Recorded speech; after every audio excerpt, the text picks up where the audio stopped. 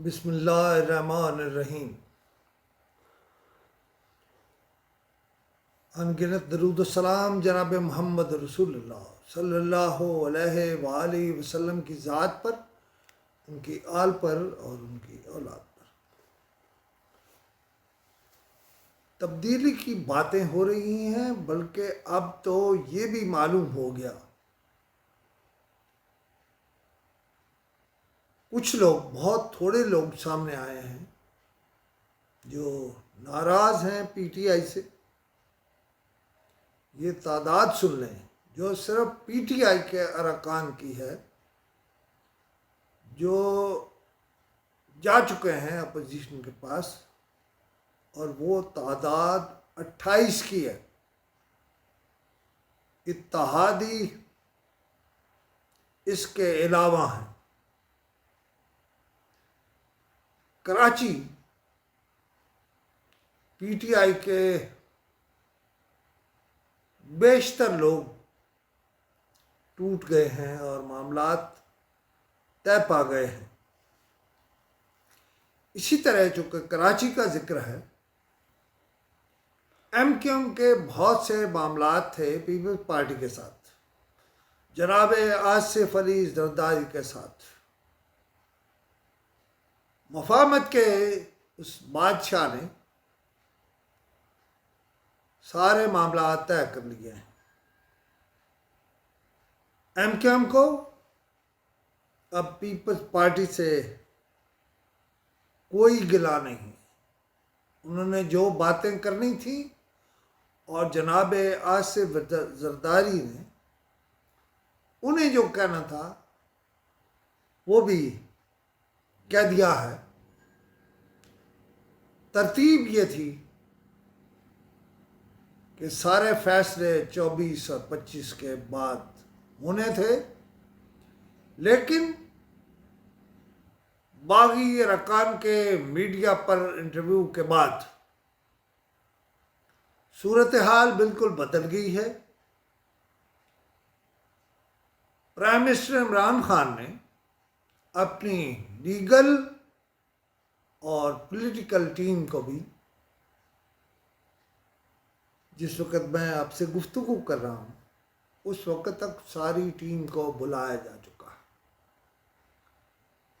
और मैं कह ये रहा हूँ, अभी स्पीकर को एक ख़त लिखेंगे और स्पीकर उनकी मर्ज़ी से या उनकी करामत से या अपने ओहदे के एतबार से उस पर एक्शन कर देंगे। अब इसमें क्या कानूनी नुक्ता है ये मुझे नहीं मालूम है, लेकिन मेरा ख्याल है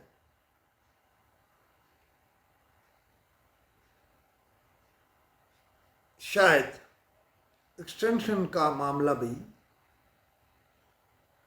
हल होने वाला था। अब शायद वो कोई और हल करे। इस वक्त मुल्क में लूट मची है। बाज़ ठेके जो लाखों के हैं वो करोड़ों में नहीं, बहुत ज़्यादा करोड़ों में दिए जा रहे हैं। इस पर भी मैं बहुत सी वीडियोस में आपको बताऊंगा कि कहाँ किसने क्या खाया। अलबत्ता इस्लामाबाद में 140 एकड़ पर जो आईटी, आप उसको आईटी का हब कह लें, आईटी की फैक्ट्री कह लें, कुछ कह लें, वो शायद बनने जा रहा है या बनने जा रहा था। और वो एक मिसाली काम था जो हो रहा था।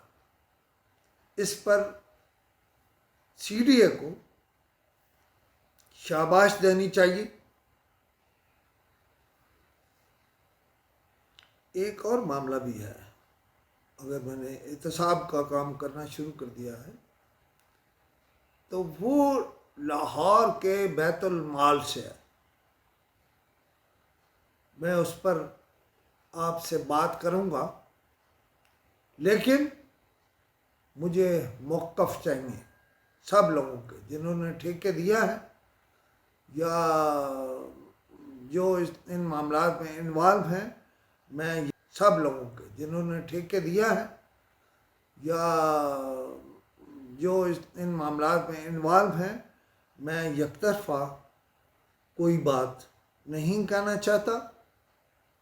मैं वापस आपकी तरफ आ रहा हूँ कि मुल्क में लड़ाई बढ़ गई है और अब अगले 24 घंटे में कुछ भी हो सकता है। बस इतना ही मैंने आपको तादाद बता दी है कि पीटीआई के बागी अरकान कितने हैं जिनके मामलात अपोजिशन से तय पा गए हैं। शुक्रिया।